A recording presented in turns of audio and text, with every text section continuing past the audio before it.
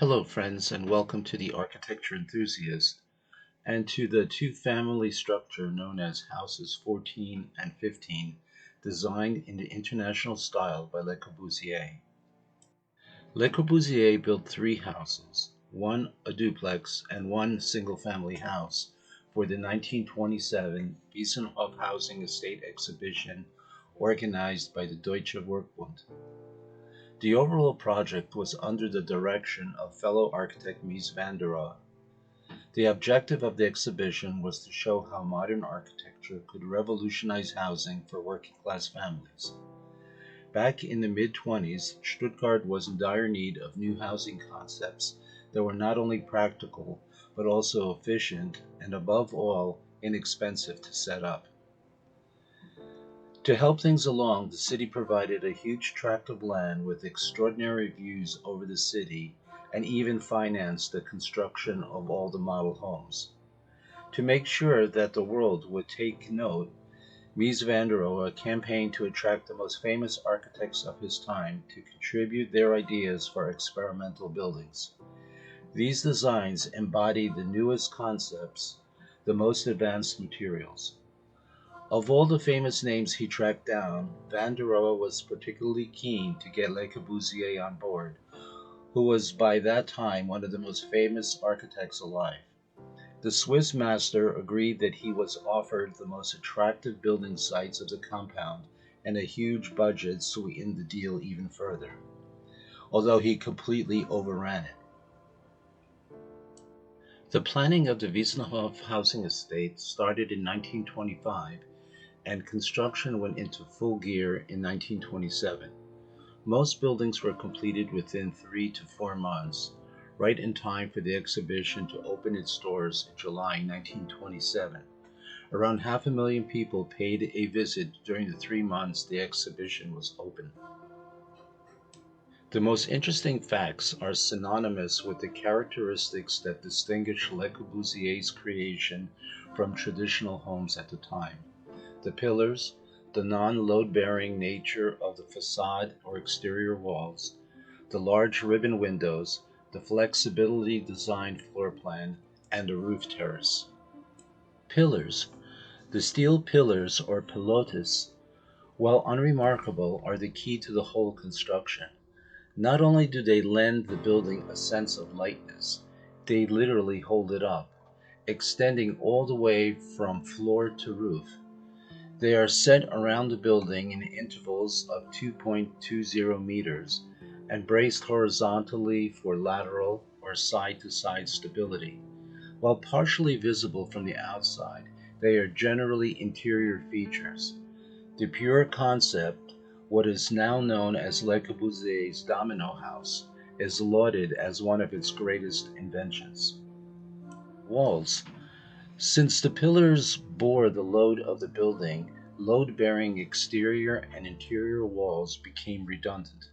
This flexibility opened up some interesting possibilities for the design of the facade and exterior walls, windows, and last but not least, the layout of the house's interior. Large ribbon windows. One can clearly see the facade cantilevering out over the pillars. It is wrapped balcony style around the core of the building. Since the exterior walls were stripped of their customary load-bearing role by the pillars, Le Corbusier was free to endow them with generously sized windows without compromising the structural integrity of the building. Those large windows let in a lot of light, which was a luxury for working-class family homes at the time. Flexible floor plan. Another effect of the pillar structure was that, as interior walls were also no longer needed, Le Corbusier could repurpose the floor plan to make the house into a machine for living. Without the burden of planning around low-bearing interior walls, no structural conditioning, the combined living bedroom could get very large. Moving non-load-bearing partitions could be used to render the distribution of rooms as efficient, flexible, and practical as possible. Roof terrace. Following Mies van der Rohe's guidelines for designing flat-roofed houses, They were considered modern at the time. Le Corbusier turned his flat roof into a roof terrace, which featured visual barriers to neighboring houses. Artistically framed the breathtaking views toward Stuttgart's center, and returned some of the lost nature by adding a garden complete with bushes and trees. A few more quirky but interesting ideas. Aside from the five major concepts outlined above, Le Corbusier had many other ideas that promised to make better use of the limited space available. For example, beds were hidden during the day in large closets, but could be pulled out horizontally across the floor at bedtime. This way, the same space served as a living and sleeping area. No extra bedrooms was necessary. Not quite a Murphy bed, a second bed could be pulled from a closet on the opposite side of the wall, at the point where the two beds met, to form a genuine double bed. Le Corbusier had positioned light switches on the walls which could be operated conveniently from the bedside. Built-in closets saved additional space as no large pieces of furniture, cupboards, or armoires were needed. Notice the limited height of the closets. While this caused some storage space, the void above, painted in retreating blue, helped maintain a sense of spaciousness as the rooms are actually quite small. The closets are all very deep, but can be accessed from two sides.